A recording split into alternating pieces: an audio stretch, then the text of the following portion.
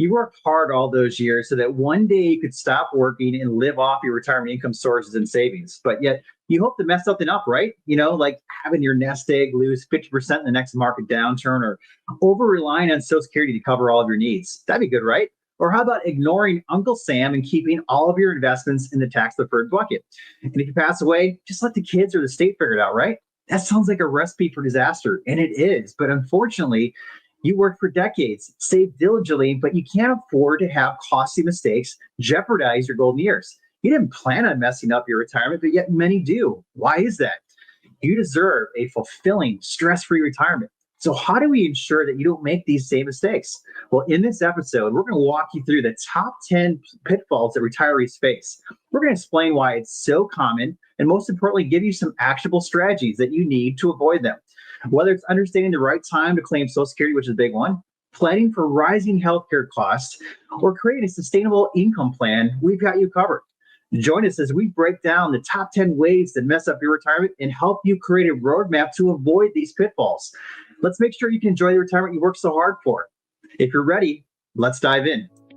Welcome to Retirement Rescue Weekly, where we throw a lifeline to your financial future. This podcast is dedicated to helping rescue retirees from potential dangers that appear in retirement. I'm Kurt Arnold, your host and financial advocate. I'll guide you through the stormy seas of retirement. We'll tackle inflation, taxation, market volatility, and healthcare costs. Together, we'll secure your retirement. Tune in and start your rescue mission today.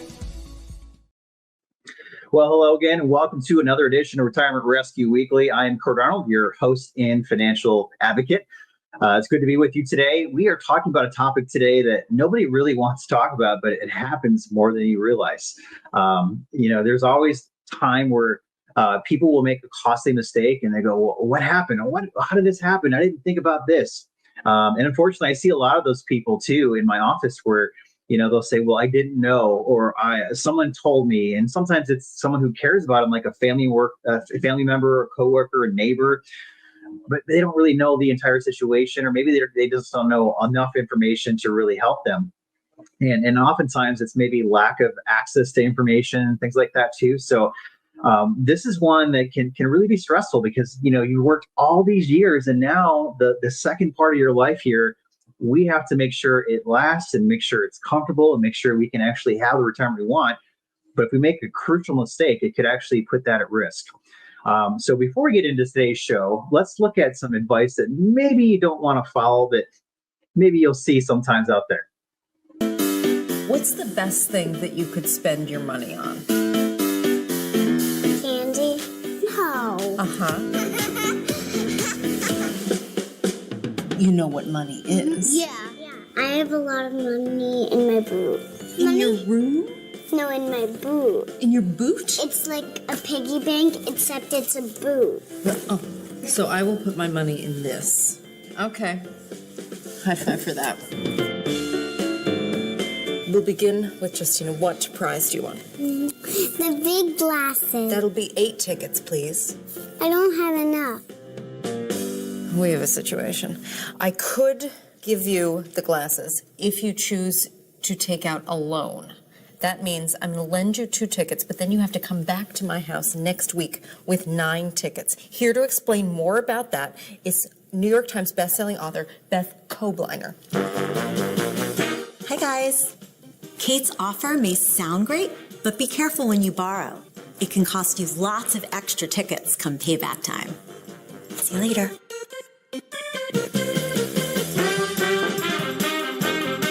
What do you want to be when you grow up? Everyone's got an idea. I What do want you to be think? a meteorologist.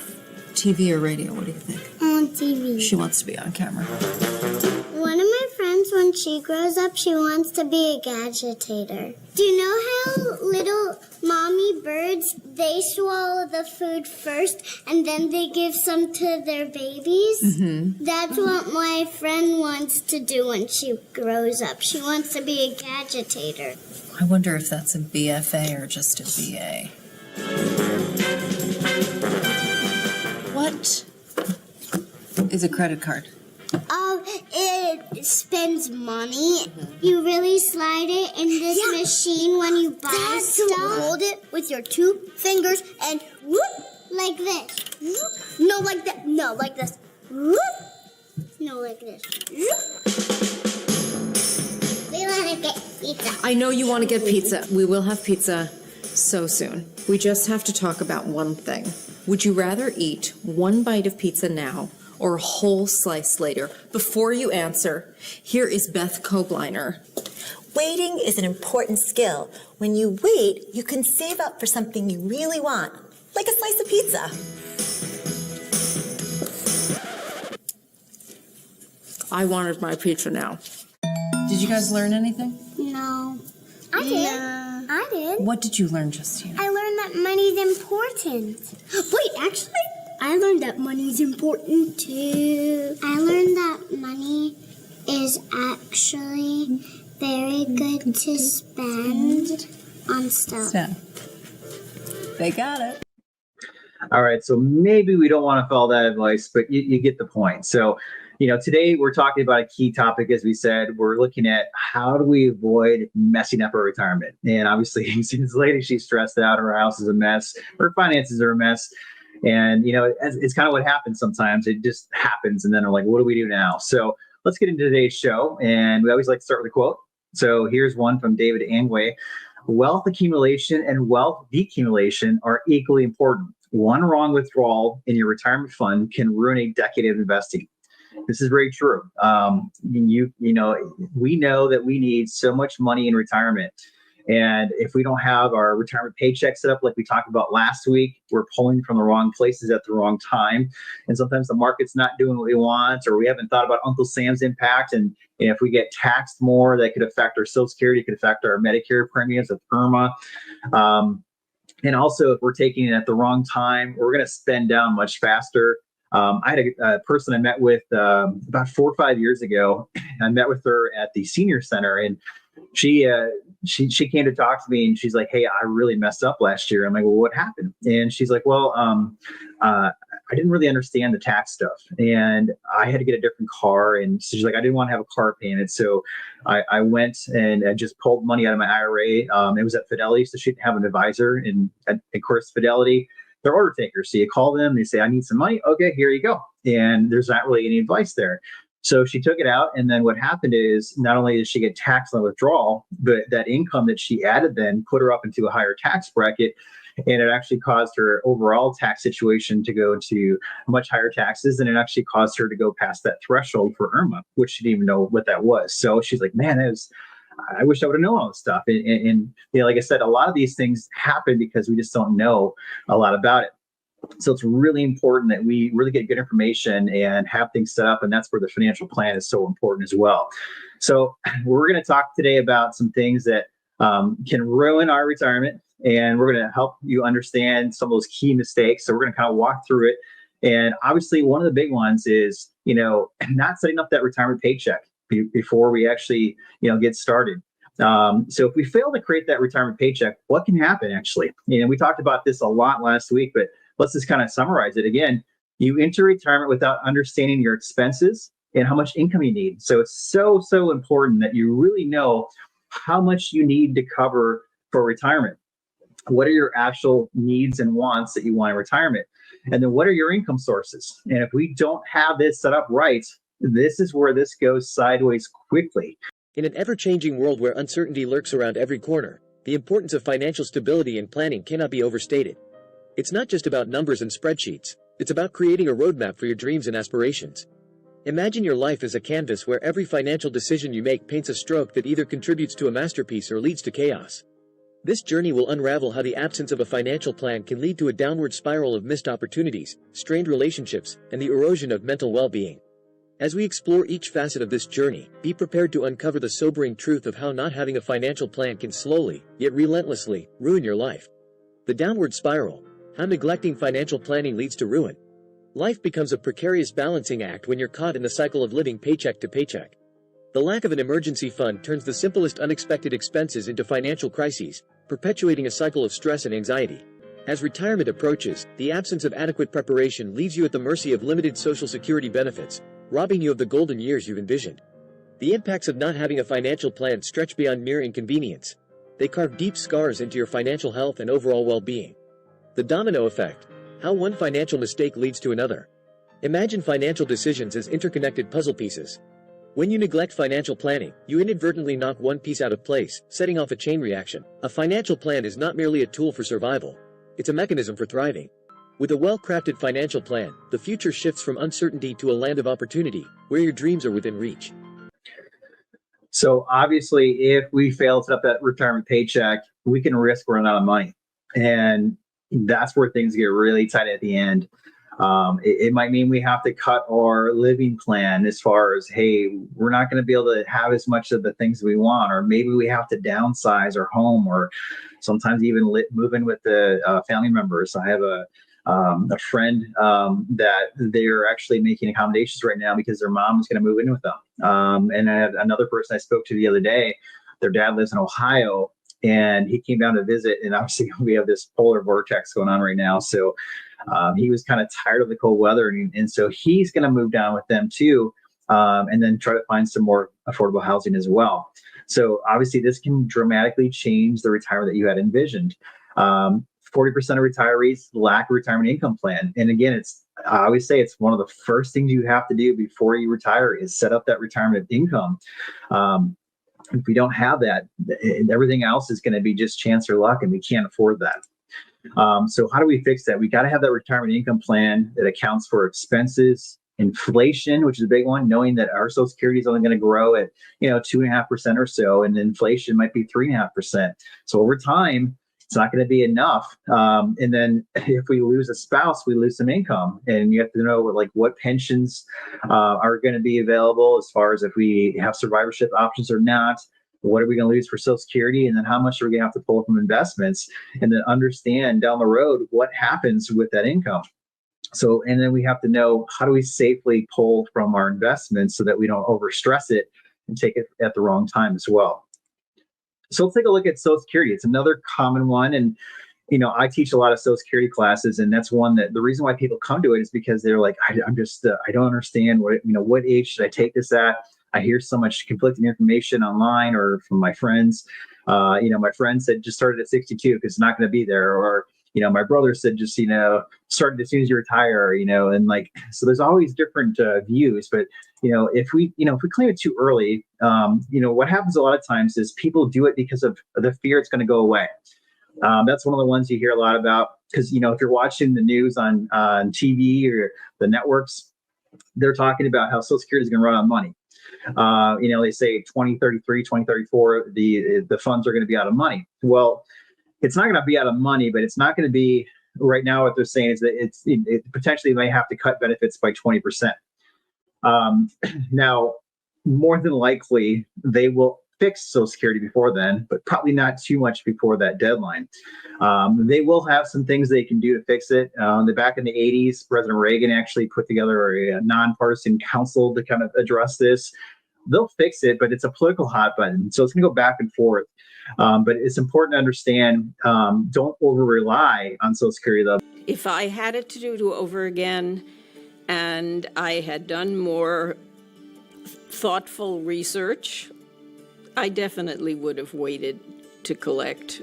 I feel like I threw away a certain amount of money that I could have had counted on every month. I'm a bit concerned right now about the future because I'm not sure if Social Security is going to be sufficient for me to live on. There's a lot of different factors that go into it. It's not something that you should just sort of blindly say, I'm 62 or I'm 65 and boom, time to give them a call and let's start getting the check rolling in. In a perfect world, I would have waited to collect Social Security as long as possible. All right. So what's the result of starting Social Security too early? Well, we miss out on higher income benefits by basically locking in those lower monthly payments. And of course, it's going to grow a little bit with cost of living adjustments, but not much. And then you have to also remember that when you have Medicare start, your Medicare Part B automatically comes out of your Social Security check before you actually get it. And if you have other income, that goes into the provisional income calculation. And, those RMDs, they can actually cause your Social Security to get taxed more, which means a lower Social Security.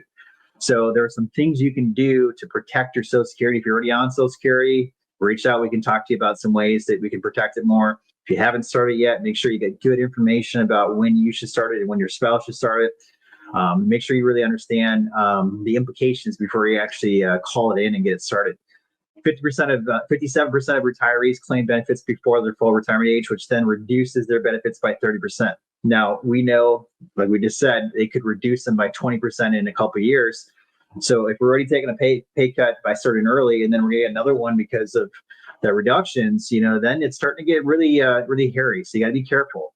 So make sure you really understand how we build that retirement paycheck by when we claim for you and your spouse. So what are some things we can do to prevent that? Understand the benefits for both spouses and understand when it makes the most sense to start. Understand how to optimize spousal benefits. I've said this before. I've said it at my seminars. Social Security cannot advise you on when to start your Social Security. They cannot advise you on spousal benefits as well. All they can do is answer a question. And because of liability reasons, they don't know all of your financial situation. They don't know if you have other investments or pensions or anything like that. They don't know that. All they can do is answer a question. So if you ask the wrong question, you're going to get the wrong answer. So make sure that you understand this.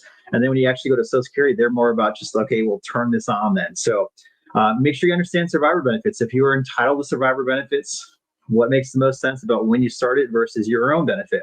And understand what cost of living is and inflation and the impact it can have on your Social Security and the impact taxes can have it on as well. Taxes actually, you can, for most people, you're going to see 85% of your benefit be taxable as an income, not taxed at 85%, but taxed as an income. So the more other income sources or RMDs and things like that get thrown in the mix, the lower your Social Security goes. So make sure you're aware of how that works. So let's talk about inflation. Now, we don't want to avoid inflation because if we do, we're going to be like, well, I don't have enough to cover my needs over time.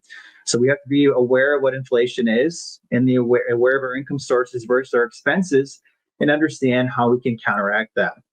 So why does it happen? Well, retirees oftentimes, they think about today and say, hey, I need $3,000 a month. I got $3,200 a month. I'm good. The problem is not too long from then, inflation is going to increase your living expenses, but your income sources aren't going to pace at the same pace. And now we're going to start having a gap. And we have a gap, then we have to cover the gap somehow. And if we're pulling from investments, what if the market's down? Now we're in trouble a little bit. So we've got to be really careful with the fixed income sources. And we have to know, like, what does this look like down the road more? What is that going to look like 10 years, 15 years from now, so we can understand, is it going to cover? And then what if we lose a spouse? What are we going to have for an income source then too? Inflation is that slow moving tax over time. We talked about this in one of the early episodes where I went into the grocery store as Kevin McAllister, and I talked about how much those same groceries cost for Kevin McAllister when it was 1990 versus today. And it was, it was 145% increase. And so, we see it at the grocery store, we see it at the gas pump, but the other things kind of slowly move over time. We don't really notice it.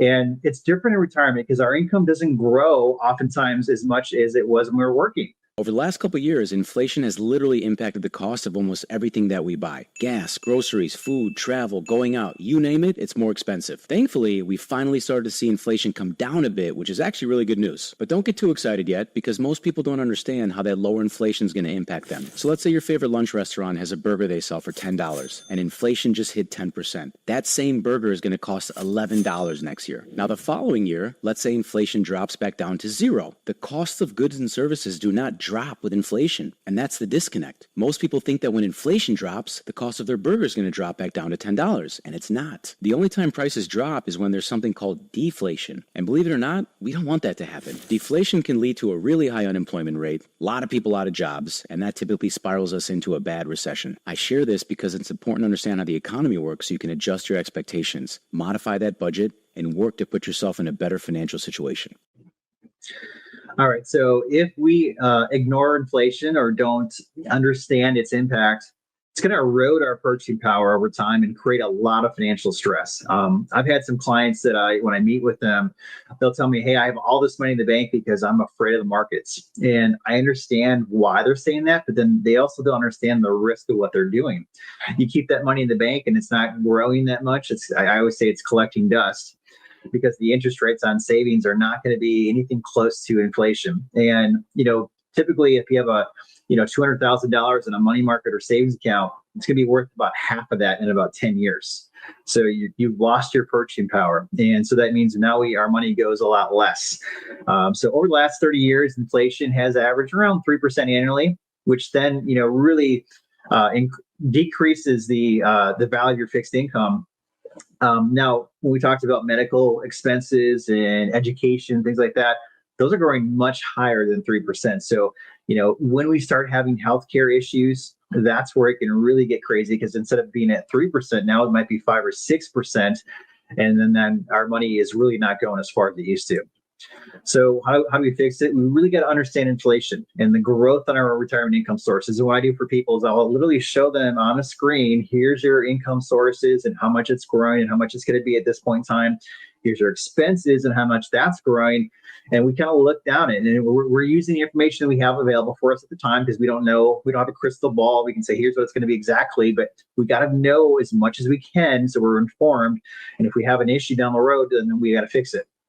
We have to understand needs versus wants with our income. If we got to cover our needs for sure. We have to cover that no matter what. And then our wants, then we say, how do we cover that, or how do we plan for that? You got to evaluate your budget periodically. Sometimes things change over time, or with inflation, things cost more. Recently, housing and automotive were way more expensive than they were in recent years.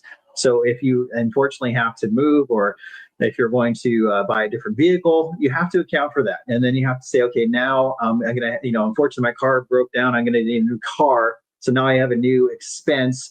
So how does that work? And then plan for future expenses by giving your money jobs. When are we going to need these funds and for what? And if we do need it, then we have to allocate it differently than we do with some other funds. And we can't just have this pile of money. We have to say, okay, this is for this and this is for this, and make sure it's going to be available when we need it. So let's go to the next pitfall. And one of that, we kind of talked about it just a second ago, but it's underestimating how much healthcare costs can be in retirement. So why it happens is a lot of times people assume that Medicare is going to cover everything. They go, oh, once I'm 65, I'm on Medicare, I'm good. But Medicare doesn't cover everything. If you talk to people who are on Medicare, they'll tell you that. Some of the big expenses that Medicare doesn't fully cover, or doesn't cover at all: hearing, vision, dental, and long-term care. Now, some of your Medicare plans will have discounts or will cover some things. Like for dental, for example, you can get 2 cleanings and a bite wing. But if you have any kind of major procedures that you have done, like having a tooth pulled or a denture, that's not going to be covered. And if you don't have a dental plan, that's going to be out of pocket, and that's going to be expensive. To be talking about why you might be underestimating your retirement healthcare costs. So recently there was a publication that came out from Fidelity Investments, and in that report it stated that an average couple 65 years old today could expect to pay about $315,000 in total retirement healthcare costs over their remaining lifetime. But kind of breakdown here, we have Medicare Part A. That's something you've obviously paid into Medicare your entire working life. Your employer has also contributed to Medicare as well on your behalf. But Medicare Part A, I hate to use the word free, because again, you've paid for it your entire lifetime, but in retirement, you won't pay any cost for that Medicare Part A. Part B is going to be where a big chunk of that's going to come in there. That's going to be for your doctors, your co-pays, and all the things that you're going to maybe experience on a more regular basis. And there's going to be a tier to this as well, but the lowest tier for Medicare Part B for 2023 is going to be, rounding a little bit here, about $165 a month is what you can expect to pay there. Then we have Medicare Part D, which is going to be a prescription drug policy, and that's got a cost of about $31.50 for that. And so that's Part D. And then what I also would typically recommend, or want most people to at least explore and look into, is some type of a supplement plan. Okay, and there's a lot of different policies out there. They've made some rule changes here recently where some of the older plans may not necessarily be available. But according to the Medicare.gov, an average Medicare supplement policy for 2023 is about $155 a month. So when we add all of that up, it comes out to basically about $351 a month that we're paying for that. So $351, and if we multiply that by 12, our cost is going to be about $4,218.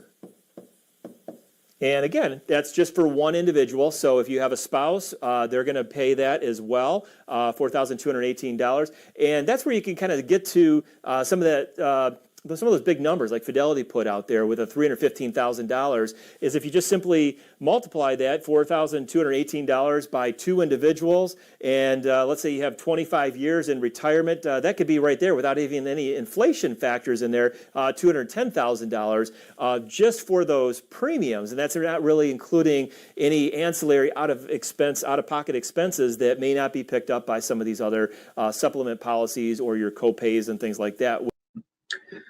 So obviously, what's the result of this? Of not planning ahead, we're going to face unexpected and significant out-of-pocket costs. And oftentimes, like we said, sometimes it's because you have the wrong Medicare plan, or maybe you didn't know you maybe needed some of those ancillary coverages to help cover some of those things like hearing, vision, dental, long-term care.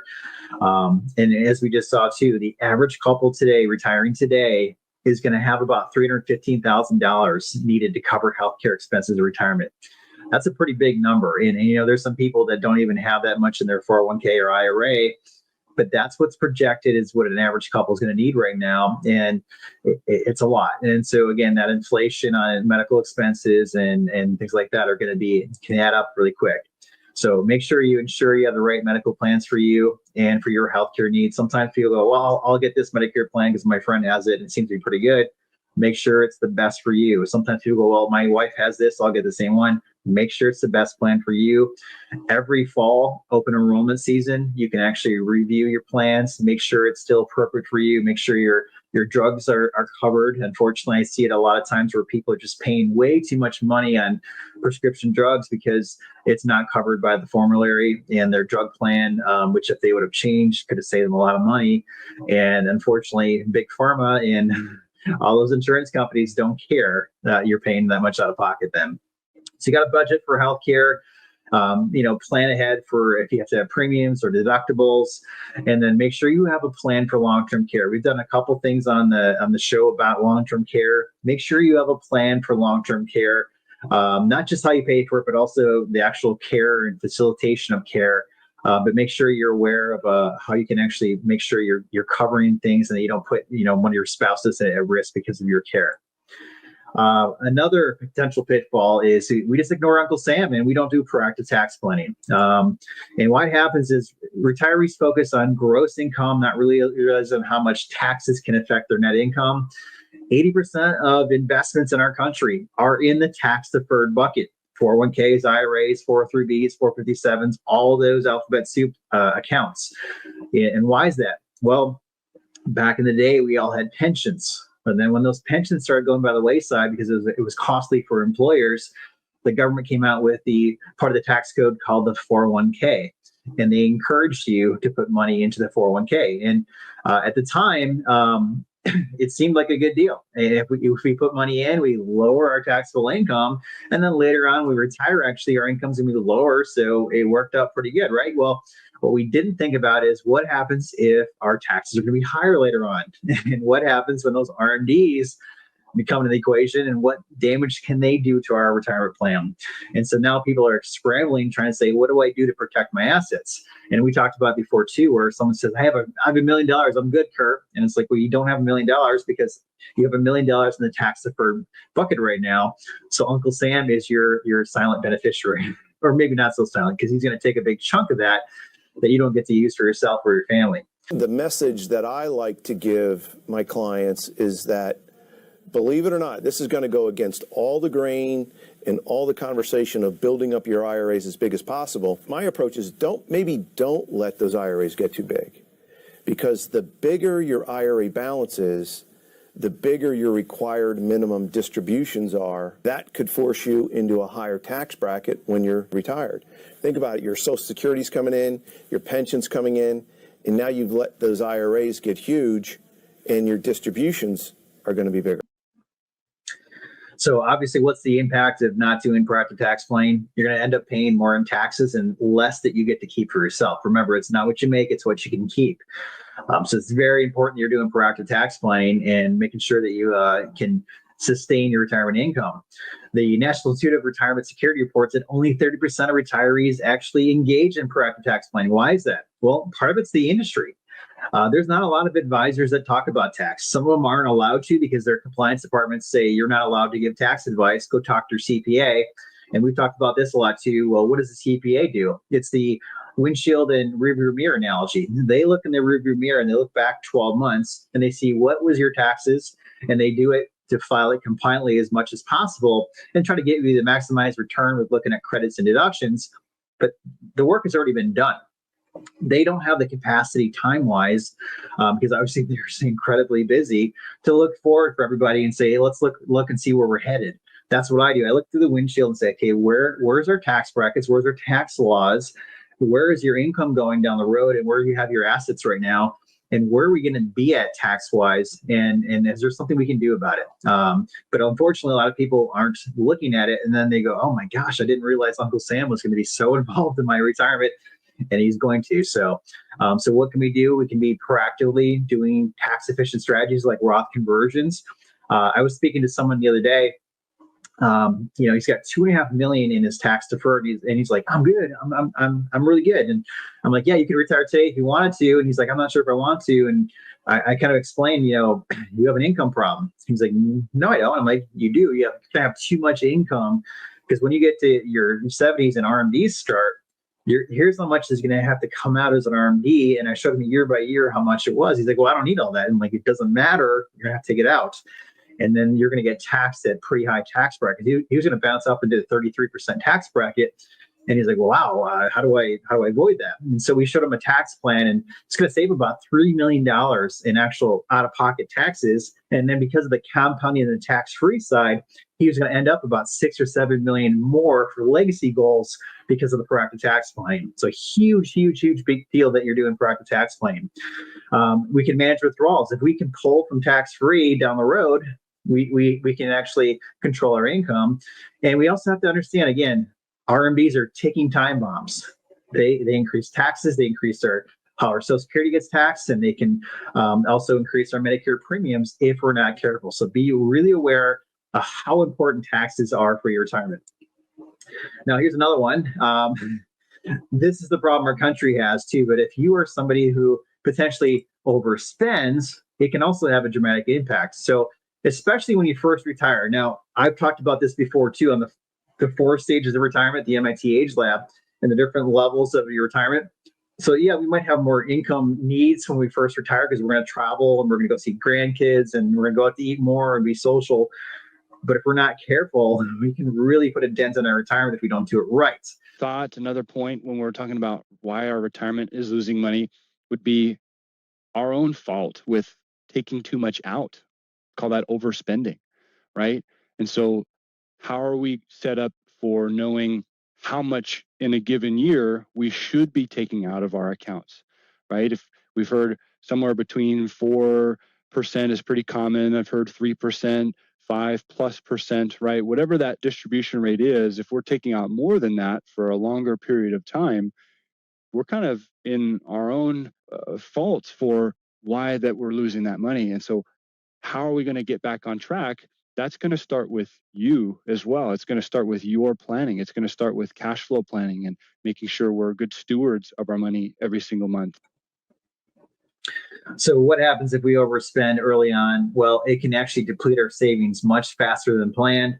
and can lead to financial insecurity and then of course stress. And this is really what can really drive some real big stress in retirement, because now we're in a corner and we didn't anticipate this.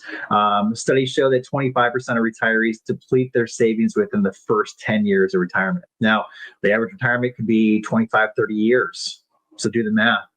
What happens the rest of our retirement now? So it's so important that we have a really good understanding of how to spend safely. And we're not saying don't spend, because sometimes we actually tell clients you need to start spending some money and enjoying retirement, but don't do it too much, to excess, because that's where you can put yourself into a bad situation. So how do we fix that? You got to really have a realistic budget of your needs and wants again, and have a plan for those things coming down the road so we can safely allocate things and have a plan for when that money is needed. And then stick to a sustainable withdrawal rate. Now, there's some things out there you probably heard if you Google 4% rule. Some people have said that's good. Some people have disputed it now.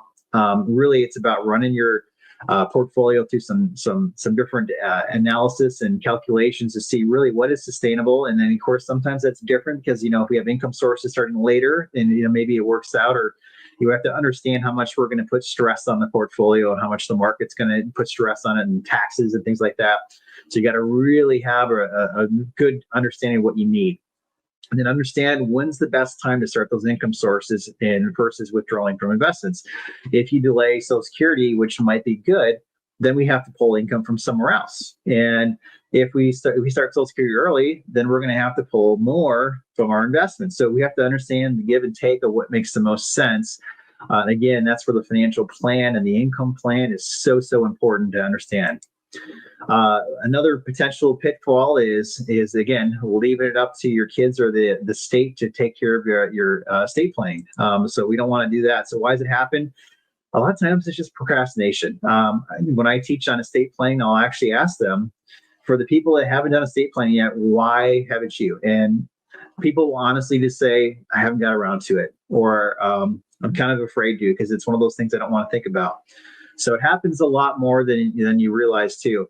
Some people think, unfortunately, as a myth, it's only for people who have a lot of wealth. And some people think it's only for when you get older. It's not. That's not true, actually. So, and we'll talk about some more myths and things too, but unfortunately, it's one of those things that everybody needs in some capacity. And it's one of those things that, unfortunately, most people don't have set up. 70% of people don't have an estate plan in our country. And I would say that number needs to be closer to 100% need it.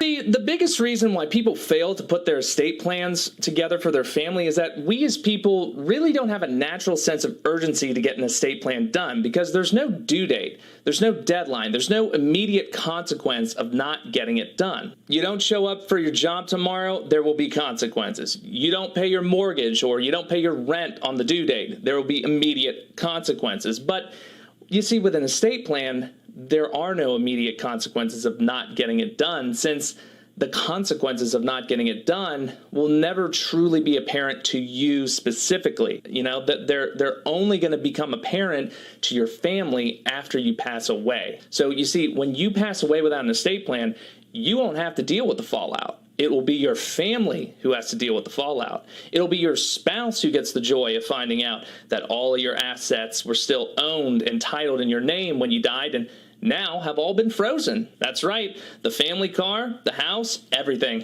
It's all frozen and can't be sold or retitled or anything for 6 to 12 months from now. Why? Because since you died without an estate plan, your spouse has to hire an attorney to take them through the probate court process to retitle assets out of your deceased name and into their name based on how the government believes your assets should be distributed to your spouse and your kids, not based on how you wanted your assets distributed to your spouse and your kids. Oh, and your family will have to pay that probate attorney fees, which can be as high as $10,000 or even $15,000 depending on the estate. What a great final farewell and last impression to make on the family, right? And yet all of this could have been prevented by getting an estate plan done, but many people never get the sense of urgency because they think there's always going to be another tomorrow where they can get it done at that time. That is, until some crisis comes along and reminds them that each day is precious and that the best time to get an estate plan done for your family is now. So if we fail to make estate plans here's what could happen. It's very likely your estate will go to probate, and that's one of those things that nobody wants to have happen, but it happens way more than you realize. And that's where the estate will then decide who gets what and when. And there's delays. It could be as much as 6 months to 2 years as a delay. And then there's the cost of probate. Figure around 3% of that goes away for the probate courts. And sometimes the probate courts get backed up, so there's delays with that. You might have family disputes. So that's where, if you don't have an estate plan, maybe you intended that, hey, it's all going to work itself out, but then you have children that start fighting over things, and you'd be surprised at how often this happens. And if you don't have a proper estate plan, you're going to end up having your beneficiaries have unnecessary taxes because maybe they inherit things that are not positioned appropriately for taxes, or maybe the estate is going to be subject to estate tax. And then they're going to lose assets because of the time and the tax and the money that's going to be cost for this too. So again, only 33% of people have an estate plan, but I would say that everybody needs one in some capacity. So what can we do? Make sure you get one set up. And if you need help with that, reach out to us. We have the ability to do that for you as well. Make sure that you regularly review and update wills and trusts. We always say every couple of years, if you have one, because things change. Sometimes your plans change, the family dynamics change, your assets change. Ensure that your beneficiaries and power of attorneys are always up to date, and make sure that the people who are your power of attorneys understand they are and what their responsibilities are. And then plan proactively to reduce taxes. You don't want to just leave a tax bomb for your kids and say, hey, good luck, because that could really put them sideways. And yeah, they're inheriting money, but they're going to have a headache too then. So think about how we can actually make it a little bit better for them as well. Another pitfall is just underestimating how long you're going to live. A lot of times people go, well, I'm not going to live past 70, and next thing you know, they're 80. Or they'll say, hey, my grandma and grandpa, they passed away when they're 60. Well, grandma and grandpa smoked, so maybe that's not the same for you. Maybe you're going to live longer.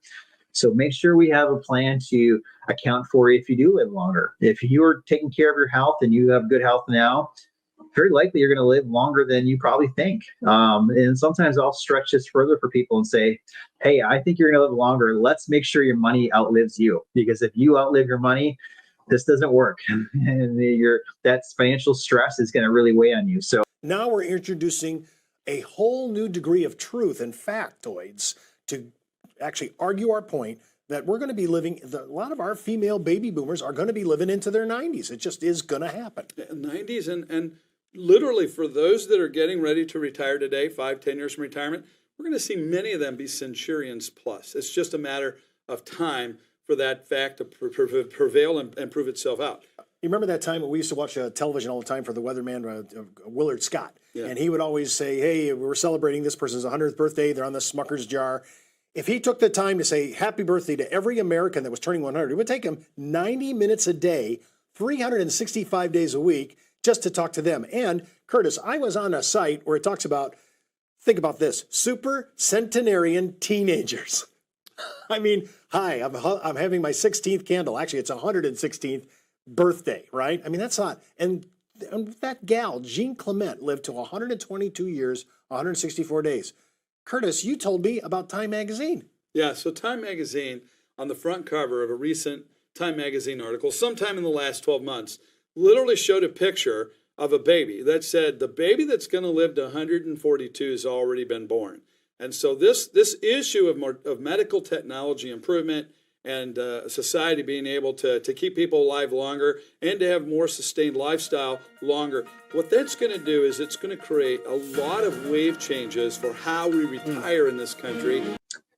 So if we don't take in consideration or underestimate longevity, what happens? Well, we can outlive our savings. And, I've had some people, they'll say, hey, by the time I'm that old, I'm not going to care. And again, we don't want to be a burden on our family or other people.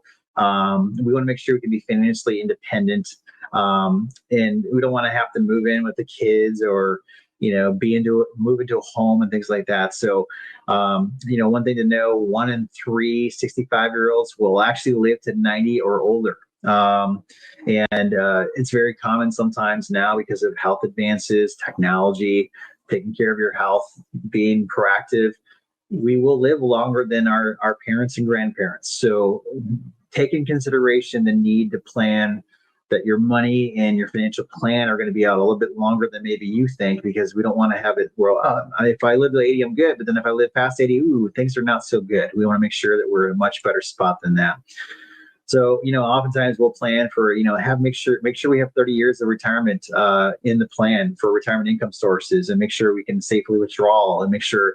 And that's where the proactiveness of tax planning is so big, because if I can put a couple $100,000 or even more back into your plan, because we don't have to pay too much on tax, and we can appropriately protect the principal from some market downturns and things like that, and appropriately plan for inflation, we can really help hedge our protection against that living longer then too. But if we don't, obviously things are not going to work as well, and that could be a major mistake. Another common mistake, unfortunately, is not understanding the market risk. Some people overdo it and get entirely conservative and pull it out and put it in the backyard or underneath the pillow. And then some people go, hey, I want returns. That's what I've always had. I got to have returns. And they do it like they were still working yet, and they can put themselves at great risk. So if we are taking too much risk, because the reason why we're doing it is because we're trying to chase those returns. And if we think about financial plans, we got to have returns that outpace inflation, but we can't be investing the same way we were when we were younger, because that was the accumulation phase. Now we're in the decumulation phase where we need to get income, and we can't afford to have a big market drop. If we had a 2008 happen again, it's very likely we'll never get that money back, because we're going to have to take out money for income, and then we have to also take out money for RMDs and taxes, and we're never going to get that back. So we can't afford to have that same kind of risk that we did when we were younger. Now, if we're not taking enough risk, where we're just saying, hey, I'm going to get some on the sidelines, I'm going to be in money markets that are going to just put it in the bank and be in CDs. Well, the reason why that happens is because of fear of market volatility. And that's where you see a lot of times where retirees are watching the news, they're reading online, and they're just paralyzed with fear because they don't want to lose, because they have misinformation and the fear based of the news that they're getting from social media or friends, and they don't understand really how to make this work for themselves. And there's a way to have a happy medium, but unfortunately, sometimes somebody will take the extreme of one way or the other, and then it'll actually cause them to mess up retirement then because of it. There are always risks, no matter what you do in this life. Getting out of bed in the morning comes with a variety of risks, but never getting out of bed also comes with risks and problems, right? And burying your money in the backyard or putting it under your mattress is a way to guarantee that the value will decrease over time. And so we need our money to grow, but we want it to grow without unnecessary risk, right? Or without too much risk. There is wisdom in diversification. And I'm not just talking about stocks and bonds or traditional asset allocation. I'm talking about multiple asset classes, which might include equities, real estate, commodities, certain insurance products that provide certain guarantees. Investment advice can never be given to a general audience. It will always be uniquely different for each person, depending upon your needs, your risk tolerance, your goals, your situation. So if we're taking too much risk or not enough risk, what are some of the results of that? Well, losses in a downturn can really affect us. If you had a 2008, or I guess you could say the financial crisis, which is 2007, 2009, an equity portfolio would have lost about 50%. So if you had 500,000, now you're down to 250. And that's before tax. So if you have RMDs coming out of that too, now we have less. And if we're taking out withdrawals during that time, we're never going to let it grow back, because we're not in accumulation phase anymore where we're adding to it. So then that's going to come down even faster. It's also going to affect the growth, because if we're taking money out, when we're trying to rebound from taking a big market loss, we're never really going to rebound, because we're taking money out now because we have to, either for income or for taxes. If we are, sitting on the sidelines, think about if you're getting you have your money in the bank and it's earning, 0.05 or point nothing, as I say sometimes, and inflation is 3.5%. you're actually at a net negative. You're losing actually 2.5% to inflation every single day that money's sitting there. Now, it's okay to have some money on the sidelines for emergency funds, but our nest egg, we got to have it growing for inflation, and we have to have some of it principal protected and things like that as well. So, 45% of retirees have portfolios that are misaligned with risk tolerance, is what Vanguard said. Here's what I don't like. Sometimes when people go see a financial advisor, their compliance will make them do a risk tolerance survey, but it's really more of a check the box kind of thing. And what happens is that's a flawed survey too, because if the market's really good, you're going to be like, I want to be more risky, I want to grow. And the market's really volatile, you're going to be like, I don't want to be in the market, I want to get away from some of that stuff. And sometimes a lot of places don't make you update your risk tolerance. So that's what it was when you first became a client, and it still is. And then what they use is your age sometimes, and based on that, they'll say, hey, this is about how you should be allocated. Again, not knowing your situation, your income needs, all that stuff. It's just here's the box, you fit in this box or not. And so that's where I don't like that. And a lot of times people are misaligned either because of fear or because of greed. They want to make more. So what can we do to fix that? Really assess your real risk tolerance. And sometimes we'll actually have people, do it and then compare it to, where somebody their age should be and say, hey, do you realize how different you are? And is there a reason why? And then how do we get aligned with your money? Because your money is more risky than you are, or you're riskier than your money is, or whatever it is. So make sure we're in alignment and make sure that it aligns with your goals and time horizon as well. And then rebalance. Now, here's where it gets wrong too. You hear a lot of people say the 60-40 portfolio, which is the perfect retirement portfolio, but it's broken because it doesn't work anymore. The bond part of it got crushed the last few years because of the high interest rates that counteract inflation. So that part of your portfolio, which is supposed to be safe, was losing double digits.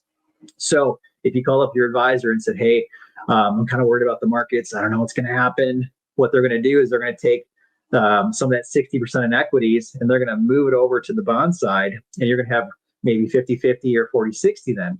Well, you're moving from an equity side, which, the risk return is you're taking some risk to get return, but then you're moving over to a safe side where right now the risk is as much as equity side, but your return side is not there because it's a bond. So you're actually going from something that could actually probably recover to something that's not going to recover, and you're going to end up losing more. So that part's broken. And we have to understand too, our accumulation versus decumulation, so we can understand really where do we need to be at.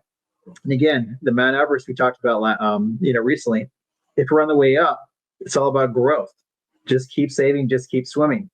But on the way down, we got to preserve, we got to make sure we get income out safely. So we got to have a different mindset and different tools to do that on the way down, or else things can get dangerous. Another risk is we don't diversify our income sources. We over-rely. And oftentimes that's on Social Security because that's where most people have it.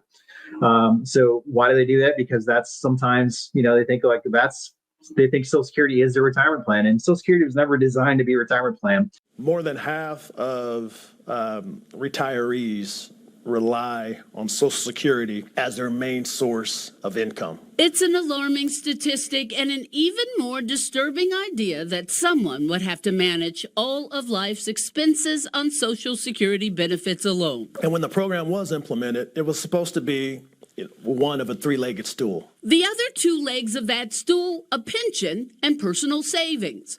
Most companies no longer provide traditional pension plans, and according to the Federal Reserve's 2022 survey of consumer finances, almost half of all Americans don't have a dedicated retirement savings account. And Social Security was basically there to supplement all those things. With many Americans living solely on Social Security benefits, what happens if the trust fund reserves become exhausted? What the Social Security trustees have basically said is that here in the next 10 years, 2033 to 2034, that they can expect retirees to take a potentially 25% pay cut in their Social Security benefits if no changes are made to the current system. So what changes can be made? Two choices. One, you can cut benefits, or you just raise taxes. Or you can cut benefits and raise taxes, a combination of the two. What most people don't realize is that 6.2% that they're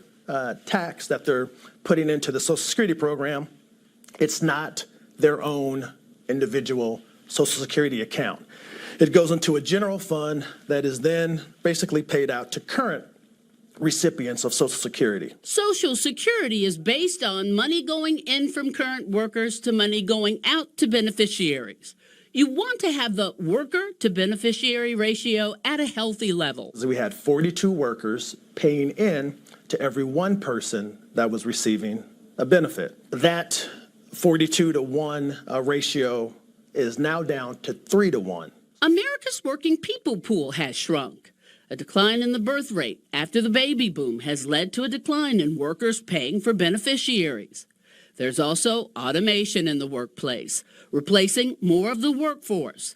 And people are living longer, which means they are receiving benefits for a longer period of time. So if Congress does nothing, then people can expect that 25% pay cut.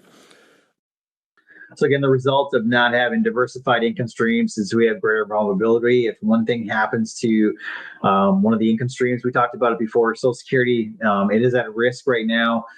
So we have to protect ourselves against that potential risk, make sure we are making good choices about when we start it and understanding, if there is a reduction of benefits, how do we overcome that? Nearly half retirees rely on Social Security for half or more of their income. That is a crazy number. And remember, Social Security, again, is not intended to be a retirement plan. It's actually insurance for living longer. So when it was originally established, people, when they started living longer, they didn't want to, be a situation of longevity risk we talked about where now they can't fund their life. So understand, Social Security is a foundation of retirement income, but don't over rely on it. Make sure you're not over relying on investments either. Because that's a common one too, where, if you're a business owner who maybe didn't pay into Social Security and all you have is, your investments or whatever you got from proceeds for selling your business or your building, things like that. Don't want to over rely on that as well. So what can we do? We can actually develop some more income streams. And so you're probably, well, how does that work? And there's some ways we can actually kind of, create a personal pension by taking a slice of our pile of money that was in our 401k IRA and turn it into a reliable, guaranteed monthly income source. There's different ways we can safely have money set aside for income every month. There's also things we can do about understanding the time of the need of the income. So if we know that we're going to need some money in the next 2 years, that needs to be here. It needs to be allocated this way because we can't afford to lose because we're going to need it in the next 2 years. And then if we have something, maybe it's for 3 to 5 years from now, maybe there's a little bit more growth because we have some more time for it. And then as we approach that date when we need it, we are changing it, how we're allocated now because that time has changed. Anything more than 5 years out, we can be a little bit more growth focused because we have some time for it to recover. But again, we also don't want to be too crazy with our risk because, again, we're not in a stage of our life where we can afford to have a big drop in the market and then we lose a big part of our nest egg as well. So, but there's some things you can do to kind of reallocate and plan your money, give your money jobs so that you can actually protect it. So again, it's important that you take this information, understand the risks, understand why it's so common that retirees make these mistakes. And again, we don't want to, mess up your retirement. So what can we do? It's incredibly important that you create a financial plan. I can't stress that enough because the financial plan is going to actually look at all these different parts and make sure that we understand the risk and what can we do to prevent that risk or get out of the issue that we just created. And a financial plan should cover those 5 key areas. So it's an income plan, making sure we have enough income, that retirement paycheck, understand our expenses, make sure we understand how we should be investing in our risk. And a lot of people, they only focus on that part as the investments, but that's just one leg of this big part of the financial plan that we need to be thinking about. Making sure that we're not taking too much risk and getting the return if we are taking risk. Making sure we're being proactive about our taxes. You saw Uncle Sam. He's greedy. He wants to take more of your money. And if we're not careful, a lot of what we saved so hard for is not going to be used by us in our retirement. So we've got to be proactive with our taxes. Medical, if we underestimate medical, we can actually pay too much for regular healthcare expenses or long-term care. So we got to have a plan for medical as well. And estate planning, we don't want to leave the burden to our kids or the state. We want to make sure that we have control over how we want things to happen while we're living and when we pass. So make sure you are being proactive with that as well. So it's incredibly important, again, when it comes to retirement, it's all about income. When you're working, it's about income, and then you're saving as you're working, but the income is helping you sustain your life. And now that you're in retirement, it's not different. It's just a different way of doing it. So now we have to make sure that retirement income, that we're covering our expenses, and then we have to make sure we're planning ahead for those wants and desires that we want in retirement. And then monitor and adjust the plan where needed. So once you create that plan, life happens. We had a COVID pandemic. You might have a healthcare issue. Your car breaks down. The roof needs to be replaced. Life is going to happen, and we just have to monitor and adjust where needed and make sure it's still appropriate and that we have a plan that's guiding us through this. So as we always like to do, we want to make sure we teach you on some of these things, enlighten you, and make sure you're aware of these risks and pitfalls, which is really what Retirement Rescue is all about. We also want to make sure you have something you can take with you. So we have a resource we create, as we do every single week, to kind of give you some more information to dive deeper in. And it's called the How to Not Mess Up Retirement. It's a complimentary guide. It'll go over some of these key areas we just talked about and give you some things to look at or some things to think about as well. And right now they're putting that link in the show notes.